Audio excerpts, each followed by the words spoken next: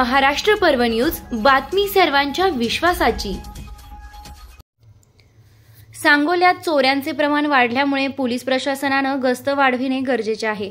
त्याचप्रमाणे सर्वांना शांत व सुरक्षित सांगोला पुन्हा दिसायला हवा, यासाठी तालुक्यातील गुन्हेगारी मुळासकट नष्ट करा, अशा कडक सूचना आमदार डॉ. बाबासाहेब देशमुख यांनी पोलीस प्रशासनाला दिल्या आहेत। गेल्या काही महिन्यांपासून सांगोला पोलीस ठाणे हद्दीतील परिसरात गेल्या दागिने, मोबाईल हिसकावणे, पाकिट मारणे, घरफोडी, चोरीच्या घटनांमध्ये मोठ्या प्रमाणात वाढ झाली आहे। त्याचप्रमाणे सांगोल्याच्या आठवडी बाजारांमध्ये चोऱ्यांचं प्रमाण खूपच वाढलेलं आहे। सांगोल्यातील आठवडी बाजार हा रविवारी असतो आणि या आठवडी बाजारांमध्ये मोबाईल, पर्स चोरी होण्याचे सत्र हे सुरूच आहे।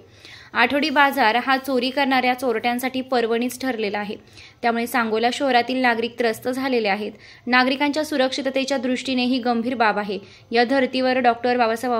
बाबासाहेब देशमुख यांनी काल मंगळवार दिनांक 10 डिसेंबर रोजी सांगोला पोलीस स्टेशनचे पोलीस निरीक्षक भीमराव खंदाळे यांना सूचना दिल्या आहेत। शहरात चोरीच्या घटना घडत असून अनेक परप्रांतीय कामगार हे भाडेकरू म्हणून राहत आहेत।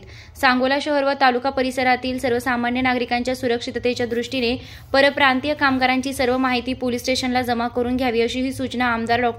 बाबासाहेब देशमुख यांनी दिल्या आहेत। त्याचप्रमाणे गेल्या काही दिवसांपूर्वी शिवसेनेचे नेते सागर पाटील यांच्या गाडीवर हल्ला झालेली घटना निषेधार्ह आहे। सांगोला तालुक्यात स्वर्गीय आबासाहेब यांच्याप्रमाणेच गुन्हेगारी प्रवृत्तीला कदापिही थारा देण्यात येणार नाही। त्यामुळे अशा हल्ल्यांना शेतकरी कामगार पक्ष कदापिही पाठीशी घालणार नसून आरोपीस लवकरात लवकर अटक करा, अशी सूचनाही आमदार डॉ. बाबासाहेब देशमुख यांनी केली आहे। सांगोला तालुक्यातील शाळा, महाविद्यालय, खाजगी शिकवण्या तसेच ज्या परिसरात दररोज मोठ्या संख्येने विद्यार्थी-विद्यार्थिनींची ये-जा असते, अशा ठिकाणी व आठवडा बाजारात पोलिसांची गस्त वाढविण्याच्या सूचना आमदार डॉ. बाबासाहेब देशमुख यांनी पोलीस प्रशासनाला दिल्या आहेत।